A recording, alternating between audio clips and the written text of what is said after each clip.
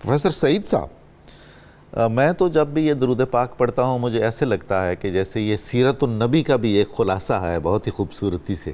اس میں کچھ رسول اللہ کے احوال بیان ہوئے ہیں، معجزات بھی بیان ہوئے ہیں، تو اس میں چیدہ چیدہ کون سے پہلو ہیں؟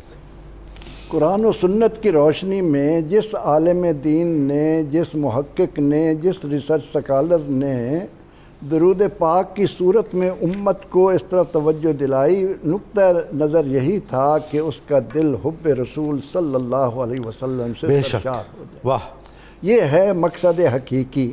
اب اس مقصد کو سیدنا حضرت شیخ عبدالقادر جیلانی رحمۃ اللہ علیہ نے اپنے اس کبریت احمر میں موتی پروئے. جی، اتنا خوبصورت انداز ہے. فرماتے ہیں کہ وَنَصَرْتَهُ بِالرُّعْ وَزَلَّلْتَهُ بِالسُّهُ وَرَدَدْتَ لَهُ الشَّمْسَ وَشَقَقْتَ لَهُ الْقَمَرَ وَأَنْتَقْتَ لَهُ الدَّبَّ وَالذِّبْ وَالزِّيَّ وَالْجَزْ وَالذَّرَّ وَالْجَمَلَ وَالْجَبَلَ وَالْبَدَرِ. کیا شان ہے! ایک ایک کلمے میں معجزہ آپ ہے نے پورا. سیرت طیبہ کو اور معجزات نبویہ علی صاحب صلوات و تسلیم کو اس طرح سے سمویا ہے کہ جب اس درود پاک کو پڑھنے والا الفاظ میں غور و فکر کر کے صحیح سمجھ کر پڑھتا ہے تو اس کا دل حب رسول صلی اللہ علیہ وسلم. کون ہے جو حب رسول صلی اللہ علیہ وسلم کو کوزے میں بند کر سکے؟ بے شک. لا یمکن الثناء کما کان حقہ.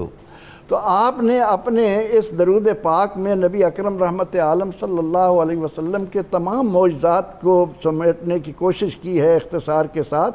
تو اگر ہم ان میں سے صرف یہ دیکھیں کہ رسول اللہ صلی اللہ علیہ وسلم ایک پہاڑی علاقے سے گزر رہے ہیں اور آپ کے مبارک کانوں میں ایک ہرنی کی آواز میں الصلاۃ والسلام علیک یا رسول اللہ کی صدا آتی ہے. آپ تشریف لے جاتے ہیں تو آپ نے دیکھا کہ ایک شکاری نے ایک ہرنی کو قید کیا ہوا ہے.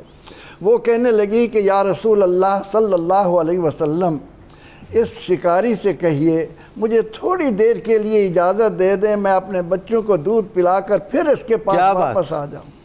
آپ نے جب اس سے کہا تو وہ کہنے لگا کہ کیا ضمانت ہے؟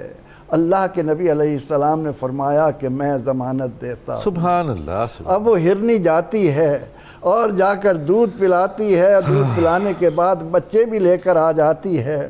اور وہ منظر جب اس شکاری کے سامنے آتا ہے وہ کہتا ہے کہ یا رسول اللہ صلی اللہ علیہ وسلم یہ ہرنی میں آپ کی نظر کرتا ہوں. فرمایا مجھے دینے کی بجائے اس کو آزاد کر دو، یہ اپنے بچوں کے ساتھ جا کر اپنی زندگی وہ تو جی آئے ہی انسانیت کو آزاد کرنے کے لیے. اور اسی طرح سے جب ہم استن حنانہ کا واقعہ آپ نے تو ایک فرما دیا نا کہ آپ کو روب سے مدد دی گئی، بادل آپ کا سایہ بان رہا، لیکن ہم یہ دیکھتے ہیں کہ جس تنے کے ساتھ اللہ کے نبی علیہ السلام لگ کر خطبہ دیتے تھے اور جب ممبر بنا اور خطبہ دینے کے لیے اس سے ہٹ کر اس ممبر کی طرف جانے لگے تو کس طرح ایک کھجور کا خشک تنا چھوٹے بچے کی آواز میں ماں کی جدائی میں جس طرح بچہ روتا ہے وہ رونا لگ گیا.